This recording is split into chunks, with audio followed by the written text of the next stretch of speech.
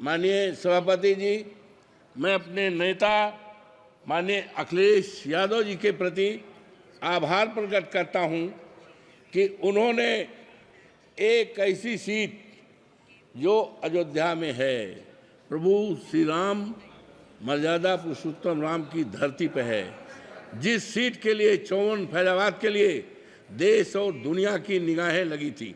और आज मान्यवर, आज जब चुनाव हो गया है, जब वहाँ की देवतुल्य मतदाताओं ने मुझे चुनाव जिताकर भेजा है, तो आज केवल हिंदुस्तान में ही नहीं, सारी दुनिया में चर्चा है। मान्यवर, मैं देवतुल्य मतदाताओं को आभार प्रकट करता हूँ। प्रभु श्री राम के प्रति अपनी आस्था और आभार प्रकट करता हूँ। और मैंने महामहिम राष्ट्रपति जी के अभिभाषण को सुना और देखा। मान्यवर, ये 29 पृष्ठ का है, लेकिन मुझे खेद है कि महामहिम राष्ट्रपति जी का नाम यहाँ होना चाहिए था, जहाँ संसद के समक्ष भारत के राष्ट्रपति का अभिभाषण। ये दुनिया के में किस तरह के मैसेज जाएगा? हमारे देश में कौन से राष्ट्रपति हैं, उनका क्या नाम है, इसको मान्यवर होना चाहिए था।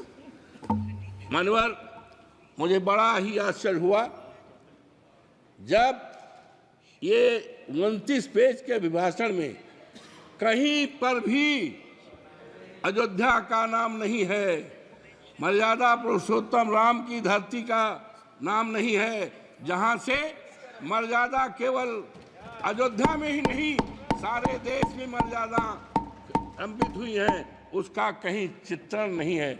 मान्यवर, मुझे बड़ा ही अफसोस हुआ कि अभी परसों मैं गया था अयोध्या में, वहाँ की गलियों को देखा था, कीचड़ भरा है। और जहाँ पर हमारे देश के आदरणीय प्रधानमंत्री जी ने 6 महीने पहले एक रेलवे स्टेशन का जो अयोध्या के नाम है, उसका उद्घाटन किया था। 150 से ज़्यादा बाउंड्री वाल है, ढह गई है। और सबसे दुखद पहलू है मान्यवर, सबसे दुखद पहलू है कि स्टेशन से आकर के केवल हिंदुस्तान के ही नहीं, दुनिया के न जाने कितने लोग प्रभु राम श्री राम के मंदिर का दर्शन करने के लिए जाते हैं।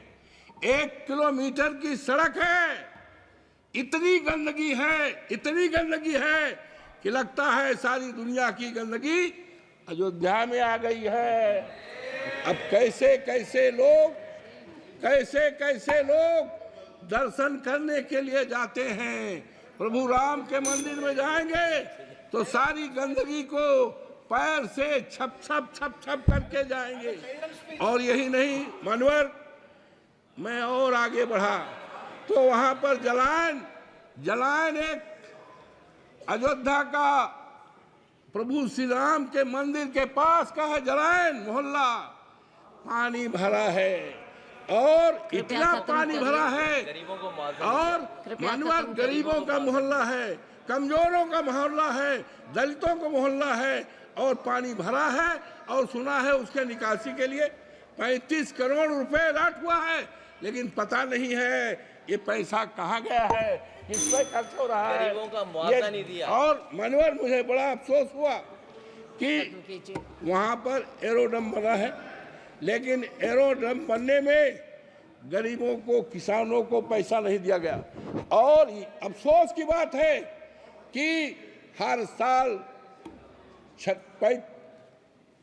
मार्च के एंड में सर्किलेट बनता है, सर्किलेट के द्वारा जमीनों का मूल्य का निर्धारण होता है।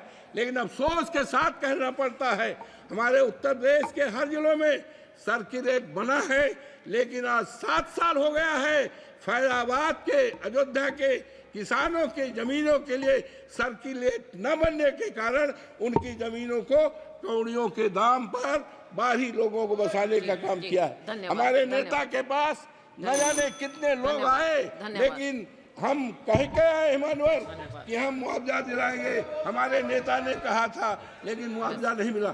मानवर, ये मर्यादा पुरुषोत्तम राम की धरती है, वहाँ की मर्यादा को तोड़ा गया है।